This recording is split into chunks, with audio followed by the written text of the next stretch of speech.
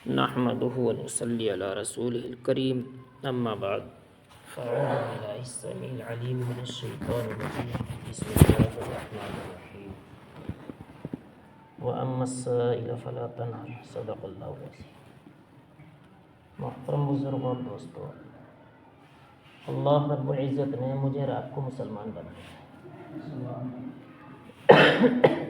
حضور اکرم صلی اللہ علیہ وسلم کی امت میں پیدا کیا۔ جتنے بھی نبی حضور اکرم صلی اللہ علیہ وسلم سے پہلے آئے، اللہ تعالیٰ نے کسی نبی پر شریعت کو مکمل نہیں کیا۔ اپنے لاڈلے محبوب صلی اللہ علیہ وسلم پر شریعت کو مکمل کر دیا۔ اب کوئی نبی آنے والا نہیں، کوئی کتاب آنے والی نہیں۔ قیامت تک دین ہے تو دین محمدی ہے، وہ یہی رہے گا انشاءاللہ۔ قیامت تک کے لیے قرآن حکیم ہے۔ اب کوئی کتاب آنے والی نہیں، کوئی نبی آنے والا نہیں۔ جو شریعت چلے گی وہ قرآن حکیم کی چلے گی، حضور اکرم صلی اللہ علیہ وسلم کی چلے گی۔ اللہ تعالیٰ نے قرآن حکیم کے اندر بھی یہ بات بیان فرمائی ہے کہ قرآن شریف ایک ایسی کتاب ہے، پہلی جو کتابیں تھیں ان میں رد و بدل ہو گئی، لیکن قرآن حکیم ایسی کتاب ہے کہ اس میں کوئی رد و بدل نہیں کر سکتا، کیونکہ اللہ تعالیٰ نے اس کی ذمہ داری خود لی ہے۔ اللہ رب العزت نے قرآن کریم کی حفاظت کی ذمہ داری خود لی ہے، کسی دوسرے کو ذمہ دار نہیں بنایا۔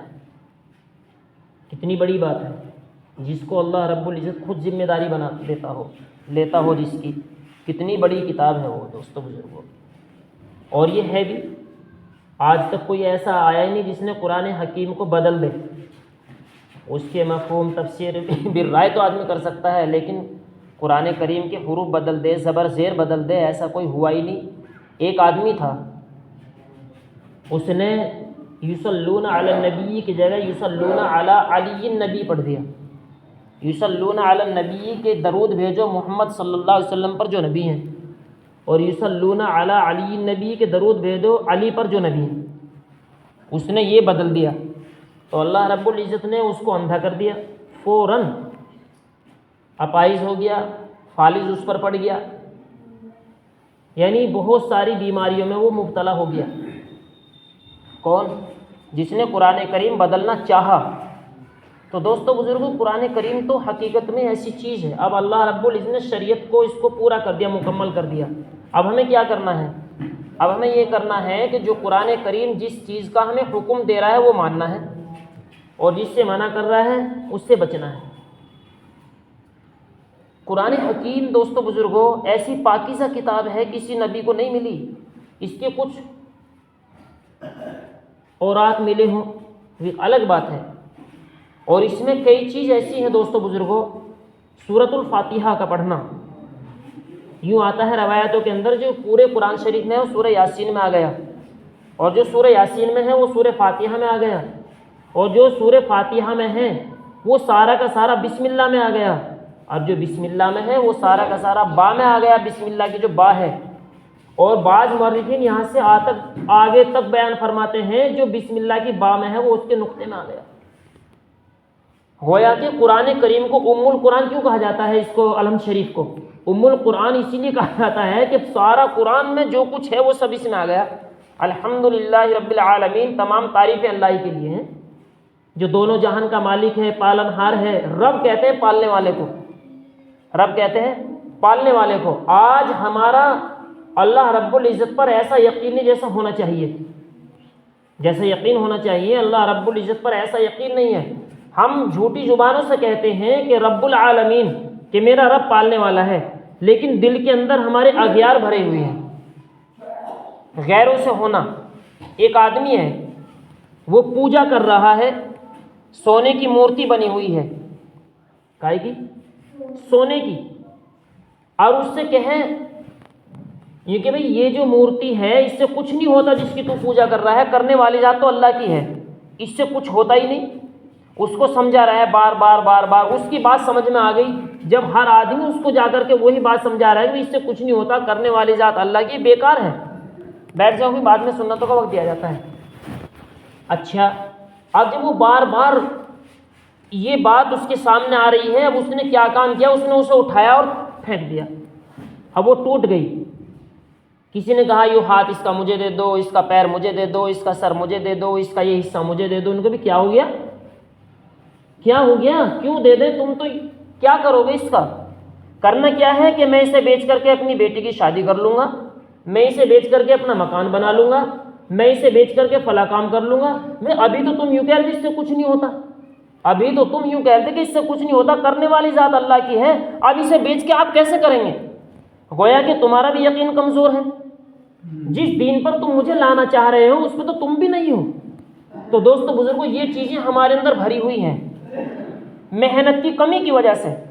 حضرات صحابہ اکرام نے محنت کی دوستو بزرگوں، تو اللہ رب العزت نے کہاں تک پہنچا دیا۔ آج تک ہم کیسے نام لیتے ہیں ادب کے ساتھ ان کا؟ کوئی مجال ہے جو حضرات صحابہ اکرام کسی ایک صحابی کی طرف انگلی اٹھائے، اشارہ کرے، بد زبانی کرے، ہم سڑکوں پر نکل جاتے ہیں؟ ایسا نہیں ہونے دیں گے۔ اس نے ایسا کیوں کہا، اسے جیل میں گیرو۔ کتنی محبت ہے ہمیں حضرات صحابہ اکرام سے، کیوں؟ کیونکہ انہوں نے اپنے آپ کو بنایا تھا، وہ حضور اکرم صلی اللہ علیہ وسلم کی صحبت میں رہے تھے، انہوں نے محنت کی تھی، اپنے آپ کو انہوں نے بنایا تھا۔ دوستو بزرگوں، آج ہم نے اپنے اوپر محنت نہیں کی، آج ہم نے اپنے آپ کو بنایا نہیں، تو ہم ذلیل اور خوار ہو رہے ہیں۔ ایک آدمی ہے، وہ دیکھ رہا ہے دو آدمیوں میں جھگڑا ہو رہا ہے کہ سامنے سے ایک ملا جی آ رہے ہیں، چلو بھئی یہ محمدی آ رہے ہیں، یہ ہمارا فیصلہ کریں گے۔ ایک زمانہ وہ تھا، جھگڑے کا فیصلہ جو کریں گے یہ مسلمان بھائی آ رہے ہیں، یہ ہمارا فیصلہ کریں گے، یہ بالکل صحیح فیصلہ کرتے ہیں، یہ حق اور ناحق کو دیکھ کر کے بالکل انصاف کی بات کہتے ہیں۔ آج ہم اپنے اعمال سے اتنے بدتر ہو گئے دوستو بزرگوں، اتنے بدتر ہو گئے، ہمیں ایسے ایسے الفاظ اختیار کیے جاتے ہیں، ایسے ایسے الفاظ اختیار کیے جاتے ہیں جن کا ہم نام لینا بھی پسند نہیں کرتے۔ وہ چیزیں ہمیں بولتے ہیں کہ یہ عالیہ، جسے دیکھو چہرے پہ داڑھی ہے، کرتا پاجامہ ہے، تو پہچان ہے کہ ایک مسلمان ہے، اس کا نام لینے کے لیے تیار نہیں، اس کو گالی کے نام سے دوستو بزرگوں پیش آتے ہیں لوگ، کیونکہ ہمارے اعمال بد سے بدتر ہو چکے ہیں، ہمارے اعمال بد سے بدتر ہو چکے ہیں۔ جب تک ہم اپنے اعمال کو صحیح نہیں کریں گے، اعمال صالحہ کی محنت نہیں کریں گے، اپنے اعمال کو ٹھیک نہیں کریں گے، اپنے اعمال کو ایسے اعمال نہیں کریں گے جیسے حضرات صحابہ اکرام کے عمل تھے دوستو بزرگوں، ہم کامیاب نہیں ہو سکتے۔ حضور اکرم صلی اللہ علیہ وسلم کے پاس ایک آدمی آتا ہے، کہتا ہے جی ہمیں بتاؤ، سکھاؤ تمہارے قرآن میں کیا ہے؟ یہ کہ بس اس کے ساتھ رہ لو ایک دن، اس کے ساتھ ایک دن رہ لو۔ ایک صحابی کی طرف اشارہ کر دیا کہ اس کے ساتھ ایک دن رہ لو، جو یوں عمل کرے سمجھو یہ ہمارا قرآن ہے۔ یعنی ان کی پوری زندگی قرآن حکیم کے مطابق گزر رہی تھی۔ ادھر آیت نازل ہوئی لن تنالوا البر حتى تنفقوا مما تحبون، فوراً عمل کر دیا۔ حضرت ابو طلحہ رضی اللہ عنہ کتنے بڑے جلیل القدر صحابی ہیں، کیا انہیں مال کی ضرورت نہیں تھی؟ نہیں۔ کیا انہیں اپنی اولاد کے لیے کچھ بنانے کی ضرورت نہیں تھی کہ میری اولاد کا ذخیرہ کچھ ہو؟ لیکن ادھر یہ آیت نازل ہوئی لن تنالوا البر حتى تنفقوا مما تحبون، کہ تم نیکی کے کامل درجے کو نہیں پہنچ سکتے جب تک اپنی محبوب چیز کو اللہ کے راستے میں خرچ نہ کر دو۔ بس حضور اکرم صلی اللہ علیہ وسلم کی خدمت میں آئے، کہا کہ یا رسول اللہ صلی اللہ علیہ وسلم، یہ جو بے روحہ باغ ہے، بے روحہ باغ بڑے اچھا باغ تھا، مدینے کے بالکل قریب تھا، مسجد نبی کے قریب تھا۔ حضور اکرم صلی اللہ علیہ وسلم دوپہر کے وقت میں اس میں تشریف لے جاتے، اور وہاں کا پانی بھی میٹھا تھا، پانی پیتے، اس کے سائے میں رہتے۔ بھئی بیٹھ جاؤ، سائے میں رہتے اس کے حضور اکرم صلی اللہ علیہ وسلم۔ تو اس باغ کے بارے میں کہہ رہے ہیں آ کے، یہ بھی نہیں دیکھا کہ حضور پاک صلی اللہ علیہ وسلم جو ہے اس کے سائے میں رہتے ہیں، اس کا پانی پیتے ہیں، نہیں، اس سے مجھے بے حد محبت ہے۔ اور اللہ رب العزت نے محبوب چیز کا سوال کیا ہے کہ جب تک آپ نیکی کے کامل درجے کو نہیں پہنچ سکتے، جب تک اپنی محبوب چیز کو اللہ کے راستے میں خرچ نہ کر دو۔ کہا یا رسول اللہ صلی اللہ علیہ وسلم، یہ جو میرا باغ ہے یہ میں نے اللہ کے راستے میں دے دیا، بڑا اچھا باغ ہے، بڑا اچھا مال ہے۔ آپ صلی اللہ علیہ وسلم نے تعریف فرمائی دوستو بزرگوں۔ آج ہمارے سے بھی کہا جاتا ہے، ایک ہمارے بزرگان دین واقعہ بیان فرماتے ہیں، میں نے کئی علماء سے واقعہ سنا، ایک عورت، اس کے 2 یا 3 بچے ہیں، بیوہ ہے وہ عورت، پریشان ہے، گھر میں فاقے آنے لگے، اضطرار کی حالت پہنچ گئی، مردار کھانا ان کے لیے جائز ہو گیا۔ ایسی حالت میں انہوں نے ایک بستی میں پہنچے، وہاں پتہ چلا کہ ایک مسلمان ہے اور وہ غریبوں کی مدد کرتا ہے۔ تو اس کے پاس جا کر کے اپنا سوال کیا، کہا کہ میں اللہ کے نبی کے گھرانے میں سے ہوں، میں ان کی اولاد میں سے ہوں، اور میرے لیے صدقہ کھانا جائز نہیں ہے، اس لیے میں تیرے پاس آئی ہوں، آپ جو ہمیں ایک وقت کھانا کھلا دیں اور کچھ ہماری مدد فرما دیں۔ تو اس آدمی نے یوں کہا کہ ٹھیک ہے، میں یہ سارے کام تو کرتا ہوں، لیکن تیرا میں یہ کیسے یقین کر لوں کہ تو نبی کی آل میں سے ہے، نبی کے گھرانے میں سے، اپنا شجرہ دکھا۔ وہ عورت کہنے لگی میں تو غریب عورت ہوں، میرے پاس تو شجرہ نہیں ہے۔ کہ تیرے پاس شجرہ نہیں ہے تو میرے پاس تیرے لیے کھانا نہیں ہے، اور اپنے گھر سے اس شقی آدمی ہے جو دوسرے پر خرچ کرنے والا ہے دوستو بزرگوں، ایسا آدمی، اور اس کو وہاں سے نکال دیا، اپنے دروازے سے اس کو ہٹا دیا، کہا کہ میں تیرا کیسے یقین کروں کہ تو نبی کے گھرانے میں سے ہے، اپنا شجرہ دکھا، شجرہ دکھائے گی تو تجھے یہاں کھانا ملے گا، شجرہ نہیں دکھائے گی تو میں تجھے کھانا نہیں دوں گا۔ دوستو بزرگوں، وہاں سے مایوس ہو کے چلی۔ کسی آدمی نے کہا کہ ایک یہودی ہے، غیر مسلم ہے، وہ بھی سخی ہے، وہ بھی جو ہے ایسی خیرات کرتا ہے، بہت مال لوگوں میں تقسیم کرتا ہے، اب یہ چلو بھائی ہے تو غیر مسلم، ہے تو یہودی، چلو میں اس کے پاس جاتی ہوں۔ یہودی کے پاس جب پہنچتی ہے، اس کی کنڈی کھٹکھٹاتی ہے تو اندر سے آتے ہیں کون؟ کہ میں اس طرح سے پریشان ہوں، اور میں آخری نبی حضرت محمد رسول اللہ صلی اللہ علیہ وسلم کی آل میں سے ہوں، اور ہمارے پہ صدقہ کھانا جائز نہیں، حرام ہے، اس لیے میں آپ کے پاس آئی ہوں کہ آپ ہمیں ایک وقت کا کھانا اور ہمارا کچھ ایسا سہارا ہو جائے جو ہم اپنی زندگی کو بسر کر لیں۔ کیونکہ آئیے تشریف لائیے، اپنی بیوی سے کہا کہ یہ محمد صلی اللہ علیہ وسلم کی اولاد میں سے خبردار کوئی سے چیز چھپانا نہیں، ساری چیز کھانے کی اس کے سامنے رکھ دو۔ اب یہ اس نے مہمان نوازی کی، رات کا وقت ہو گیا، رات کو قیام بھی کرایا۔ اب صبح جب فجر کی اذان ہوتی ہے تو فجر کی اذان سے پہلے وہ جو مسلمان تھا جس نے اپنے گھر سے اس کو دھکے دے کر نکالا تھا، منع کر دیا تھا کہ بغیر شجرے کے میں تجھے کھانا نہیں دے سکتا، اب وہ اس کے دروازے پر دستک دے رہا ہے، کنڈی کھٹکھٹا رہا ہے۔ یہ نیند سے اٹھا، اس نے دیکھا کون ہے بھائی، رات میں کون میرے دروازے پر آیا، دیکھا مسلمان سخی ہے۔ فرمایا کیا بات ہے بھائی، کیسے آئے ہو؟ کیونکہ میرے مہمان آئے ہیں تمہارے یہاں، اس مہمان کو مجھے دے دے، میں ان کی مہمان نوازی کروں گا۔ فرمایا کہ میں اس مہمان کو نہیں دے سکتا، اس لیے کہ تے نے اس مہمان کو دھتکار دیا، تے نے اس مہمان کو اپنے دروازے سے بھگا دیا، جس دروازے پر، جنت کے دروازے پر رات خواب میں تو کھڑا تھا، تے نے بھی وہی خواب دیکھا ہوگا، میں نے بھی خواب دیکھا ہے کہ میں جنت کے دروازے پر کھڑا ہوں، تو بھی جنت کے دروازے پر کھڑا ہے، محمد عربی صلی اللہ علیہ وسلم جنت کے دروازے پر کھڑے ہیں، جنتی جنت میں جا رہے ہیں، اور تو بھی کہہ رہا ہے کہ یا رسول اللہ صلی اللہ علیہ وسلم میرے لیے سفارش کر دیجئے، میں تمہارا امتی ہوں، میں تیری امت میں سے ہوں۔ تو آقا نے فرمایا کہ تو میری امت میں سے شجرہ دکھا، تے نے کہا میرے پاس شجرہ نہیں ہے، تو آقا نے فرمایا کہ جب تیرے پاس شجرہ نہیں ہے تو میرے محمدی ہونے کا، میری امت میں ہونے کا تیرے پاس شجرہ نہیں ہے، تو میں تیرے لیے سفارش نہیں کر سکتا، کیونکہ تے نے شجرہ مانگا میری اولاد سے کہ جب تک تو شجرہ نہیں دکھائے گی میں تجھے کھانا نہیں دے سکتا، تو آج میں تیرے شجرہ دیکھے بغیر تجھے جنت کی سفارش نہیں کر سکتا۔ اور میرے سر پر آقا نے ہاتھ رکھا تھا، پھر میری آنکھ کھل جاتی ہے، جس مہمان کی وجہ سے تجھے جنت کے دروازے سے دھکیلا جا رہا ہے، کیا اس مہمان کو میں تیرے پاس بھیج دوں، اس مہمان کو میں تجھے دے دوں؟ میں اس مہمان کو نہیں دے سکتا۔ اشہد ان لا الہ الا اللہ واشہد ان محمد رسول اللہ پڑھ کر کے اسلام قبول کر لیا اس یہودی نے۔ دوستو بزرگوں، یہ ہے وَأَمَّا السَّائِلَ فَلَا تَنْهَرْ، سائل کو نہ چھڑکو۔ دوستو بزرگوں، مورخین حضرات فرماتے ہیں اگر سائل شاہی لباس، بادشاہ کا لباس پہن کر کے اور گھوڑے پہ سوار ہو کر کے بھی تمہارے دروازے پر آ رہا ہے، پھر بھی اسے جھڑکو نا، پتہ نہیں وہ کس حال میں کون آ رہا ہے۔ دوستو بزرگوں، آج ہم سائل کو اسی طرح سے دھکا دے دیتے ہیں، جھڑک دیتے ہیں، یہ تو ہماری پرمپرا چلی آ رہی ہے اس دین محمدی کی۔ آپ صلی اللہ علیہ وسلم کو معلوم ہے کہ کوئی آدمی مانگتا ہے، کوئی آگ کے انگارے ہوتا ہے، اگر اس کو مال دیا جائے تو آگ کے انگارے ہیں، جو ضرورت سے زائد مانگ رہا ہے۔ آپ صلی اللہ علیہ وسلم سے ایک آدمی نے آ کر کے سوال کیا، آپ نے مرحمت فرما دیا، اس کے سوال کو پورا کر دیا، اور فرمایا کہ اس نے اس مال کو بغل میں لے کر کے چل دیا۔ آقا نے فرمایا، جس کا مفہوم ہے دوستو بزرگوں کہ یہ بغل میں آگ جہنم کا انگارہ دبا کے جا رہا ہے۔ یا رسول اللہ صلی اللہ علیہ وسلم، جب آپ جہنم کا انگارہ ہے پھر آپ دیتے کیوں ہیں؟ فرمایا کہ یہ باز نہیں آتے، یہ مانگتے ہیں، اور بخل نہ دینا بخل ہے، اور بخل کو اللہ تعالیٰ نے میرے لیے پسند نہیں فرمایا، اس لیے میں دیتا ہوں۔ تو یہ چیز ہے دوستو بزرگوں، تو جو سائل اگر گھوڑے پر سوار ہو کے بھی آ رہا ہے اس کو بھی نہ جھڑکو. ابھی ضرورت دیکھی جاتی ہے, ہم کس ضرورت میں ہیں, یہ آدمی کس ضرورت میں ہے, کس ضرورت کی کس وقت میں ضرورت ہے کس چیز کی. دوستو بزرگوں, اس ضرورت کو پورا کرنا. ہم کہتے ہیں ہم تو غریب ہیں, ہم غریب ہیں, مسلمان غریب ہیں, فقیر ہیں, مسکین ہیں. میں کہتا ہوں مسلمان نہ غریب ہے, نہ فقیر ہے, نہ مسکین ہے. دوستو بزرگوں, کیوں؟